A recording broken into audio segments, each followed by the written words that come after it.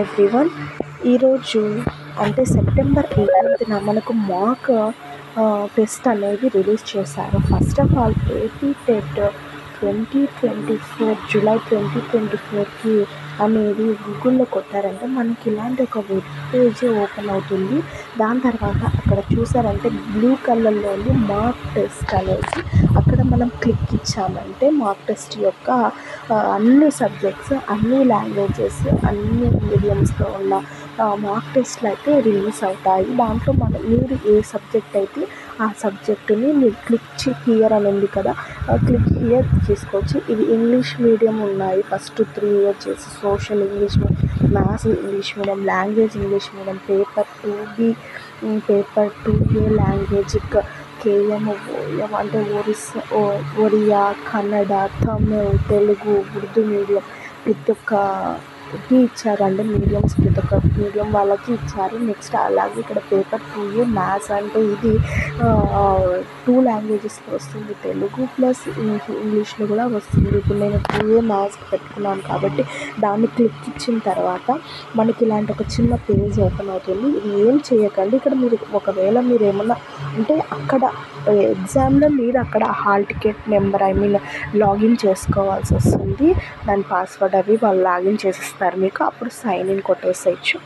Next sign in తర్వాత మనకు కొన్ని ఇన్స్ట్రక్షన్స్ ఇస్తారు. ఇన్స్ట్రక్షన్ తర్వాత ఇదంతా చదివిన తర్వాత మనం నెక్స్ట్ అని కొట్టామంటే నెక్స్ట్ ఇలాంటి this is a mock test, the question paper displayed is for practice purpose only, under no circumstances should this be presumed as a sample paper. అంటే దీనికి ఎలాంటి మార్క్స్ అనేది కానీ ఎలాంటిది అనేది కానీ రాదు. ఇక్కడ టిక్ చేయాలన్నమాట. ఇక్కడ చిన్న బాక్స్ని చూసారా, ఇక్కడ టిక్ చేసిన తర్వాత I am ready to begin.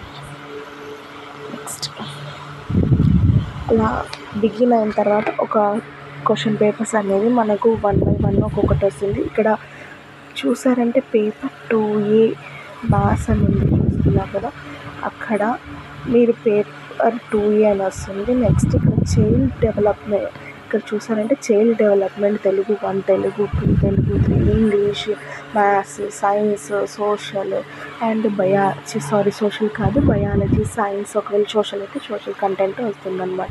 ఇలా ఒకవేళ మీరు ఇప్పుడు నేను మ్యాథమెటిక్స్ చేయాలి అనుకుంటున్నాను అనుకో, దాన్ని క్లిక్ చేసిన తర్వాత మనకు 1 నుంచి 30 క్వశ్చన్స్ ఉంటాయి కదా, అవన్నీ డిస్ప్లే అవుతాయి అన్నమాట.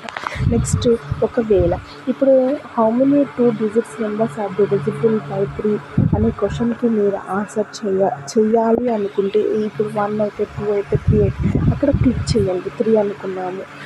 దాని తర్వాత సేవ్ నెక్స్ట్ కొట్టారంటే అది సేవ్ అయిపోయి ఉంటుంది. ఇక్కడ ఇన్ఫామ్ చేస్తుంది ఒక క్వశ్చన్ ఆన్సర్ ఎన్ని చేశారు, నాట్ ఆన్సర్డ్, నాట్ విజిటెడ్ అంటే ఇంకా మిగతా అన్నీ మీకు ఇలా వస్తాయన్నమాట. రేపు ఎగ్జామ్లో కూడా ఈ విధంగా మీకు ఒక పేజ్ పక్కన ఇన్ఫో అనేది ఉంటుంది కన్ఫామ్గా. ఓకేనా.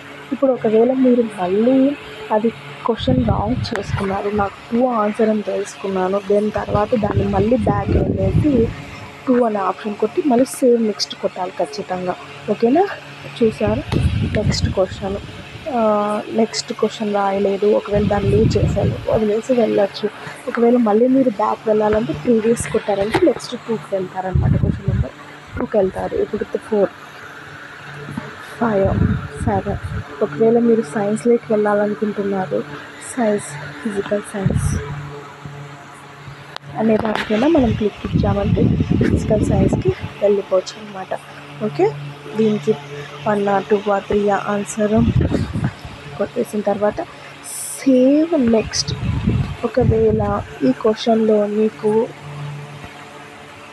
క్లియర్ రెస్పాండ్ అన్నామంటే మొత్తం క్లియర్ అవుతుంది. మళ్ళీ ఆప్షన్స్ అనేవి క్లీన్ అవుతాయి. అంటే రెస్పాన్స్ నువ్వు ఏది ఇచ్చినా కూడా అంటే ఆన్సర్ ఇంతకుముందు పెట్టేది క్లియర్ అయిపోతుంది.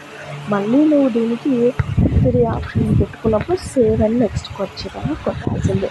లాస్ట్ సబ్మిట్ చేసేసాను. మొత్తం సబ్మిట్ చేసిన తర్వాత మనకి సబ్మిట్ అయిపోతుంది. Okay. Thank you. Please subscribe my channel.